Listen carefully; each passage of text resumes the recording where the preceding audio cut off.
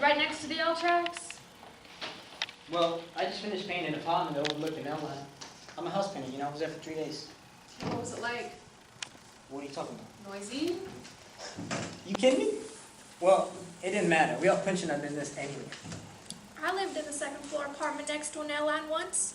When the windows open and the train goes by, the noise is almost unbearable. You can't hear yourself think. Okay, you can't hear yourself think. Will you get to the point? I will. Let's take the woman in the apartment downstairs. She said she heard the boy say, "I'm going to kill you," and then the body fell to the floor a split second later. 1 second later, right? Sure. Second, the woman in the apartment across the street.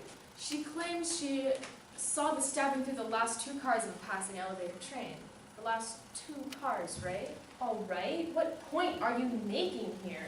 Now, we agreed that it takes 10 seconds for the L train to pass any given point. And if we assume that the woman saw the stabbing through the last 2 cars, that means that the train would have been passing right under her nose, and there's no way she could have heard it.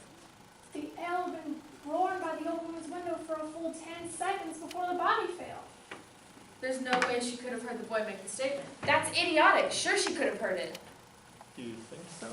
The old woman said the boy yelled it out. That's enough for me. If she heard anything at all, she still couldn't have identified his voice with the L roaring by. You're talking about a matter of seconds here. Nobody can be that accurate. Well, I think that testimony which could put a human being into the electric chair should be that accurate. I don't think she could have heard it.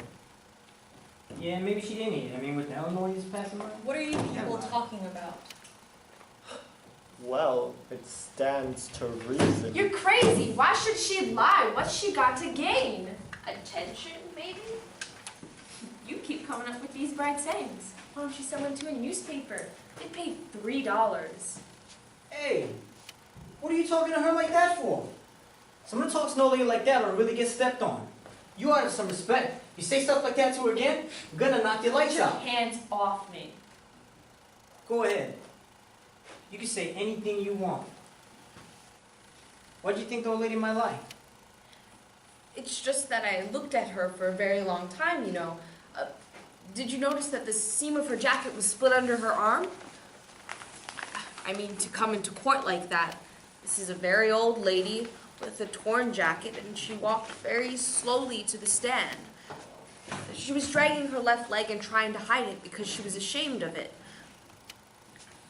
I mean, I think I know her better than anyone here.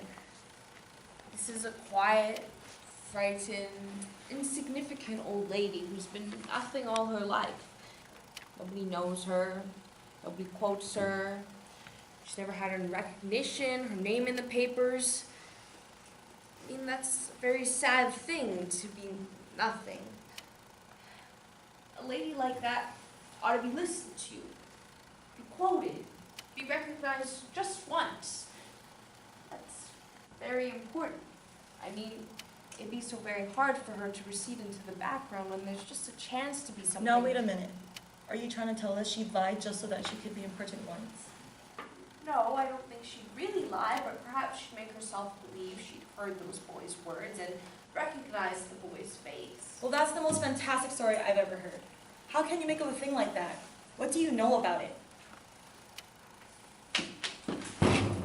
Ladies and gentlemen, let me remind you, this case is based on a logical and reasonable progression of fact.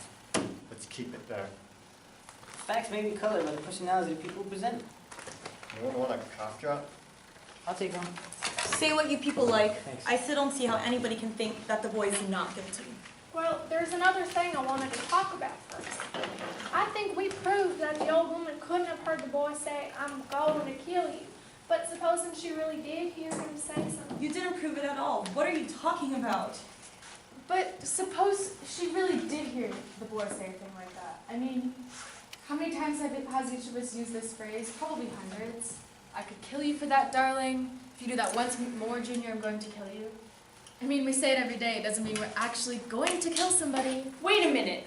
What are you trying to give us here? The phrase was, "I'm going to kill you," and the kid screamed it out at the top of his lungs. Don't tell me he didn't mean that. Anybody says a thing like that the way he said it, they mean it. Well, gee, I don't know. I remember I was arguing with a guy working next at the bank the other day.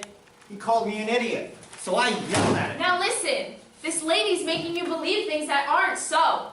The kid said he was going to kill him, and he did kill him. Now, do you really think the boy would shout out a thing like that so that the whole neighborhood would hear it?